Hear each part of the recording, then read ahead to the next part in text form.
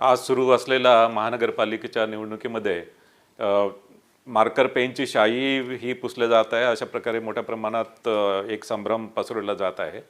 त्याबद्दल माझं सांगणं आहे की ही शाई जी आहे ती इंडेलिबल इंक आहे आणि इंडेलिबल इंक भारत निवडणूक आयोग जी इंडेलिबल इंक वापरतो तीच इंडेलिबल इंक आहे, मात्र ती मार्कर पेनच्या स्वरूपात आहे। आणि हे मार्कर पेनच्या स्वरूपात राज्य निवडणूक आयोग हे 2011 पासून हे मार्कर पेन वापरत आहे आणि यामध्ये ही शाई आहे, ही शाई ॲक्च्युली पुसली जात नाही आणि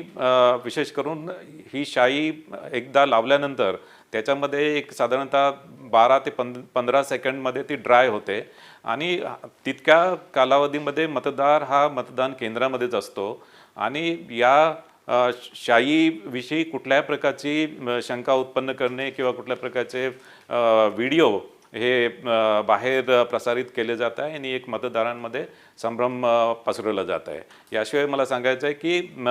मतदार हा मतदान केंद्रामध्ये आल्यानंतर मतदान प्रतिनिधी असतात, जे उमेदवाराचे मतदान प्रतिनिधी असतात ते मतदाराची ओळख पटवून देतात आणि ते ओळख पटवल्यानंतर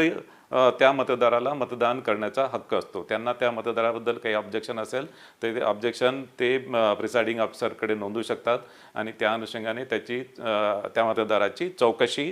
होते। एखादा मतदार मतदान केल्यानंतर पुन्हा मतदान केंद्रामध्ये आला तर त्या संदर्भात आणि यामध्ये मतदान प्रतिनिधी आणि प्रिसाइडिंग ऑफिसर हे त्या संदर्भात तपासतील आणि त्यांना जर आढळून आला की तोच मतदार पुन्हा मतदान करायला आला तर त्या मतदारावर कारवाई केली जाईल।